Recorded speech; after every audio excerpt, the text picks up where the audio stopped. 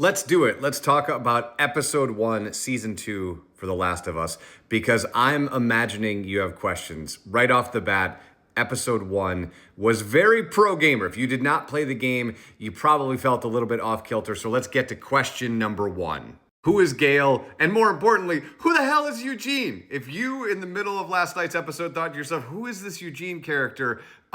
Fear not. Let's get into it. So Gale is not necessarily canon to the 2 games, but Eugene is. Now, even if you played the game, you might have missed Eugene. There's a chance for you to come across this photo here. He appears in a bunch of logbooks outside of Jackson, but you might have missed all of that stuff. Here's the things that you need to know. In the game itself, Eugene's family is not mentioned because he leaves his family behind to join the Fireflies. And Ellie and Dina, actually, when they come across what's happening with Eugene, or what happened per se, he died at 73 years old of a stroke, and they both mention, I don't remember if they both mentioned, they mentioned collectively that this is the first human being that they've heard of that dies of natural causes. That is not what happens in the show. A quick side note, Eugene in the game is also an expert at growing cannabis.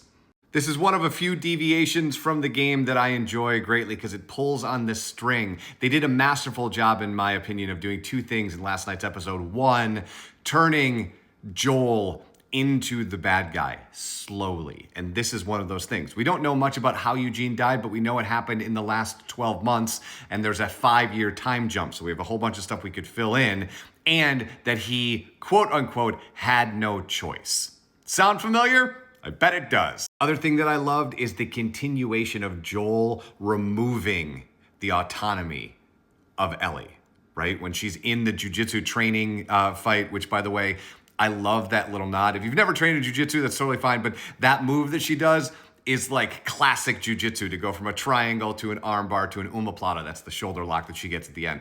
Love that little detail. But while she's there, she gets told that they pulled punches because they don't want to make Joel mad. And over the course of this episode, you get what? She can't go out on patrols because Joel is worried about her. There's the run-in that you have at the dance for New Year's Eve, and all of that starts to paint Joel as someone who is making decisions based solely on himself to take away the choices of Ellie, which of course is the problem. The other thing I thought was super cool is, if you remember back in season 1, there was a conversation very quickly about how the infected are connected like a network.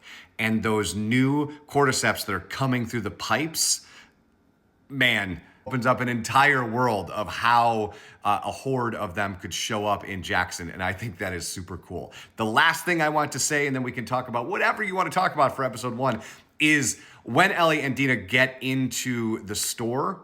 That is such a great representation of what it's like to play the game. It might be the best between season 1 and season 2. That might be the best representation of what it's like to actually play the game, complete with falling through the floor. I absolutely adored that.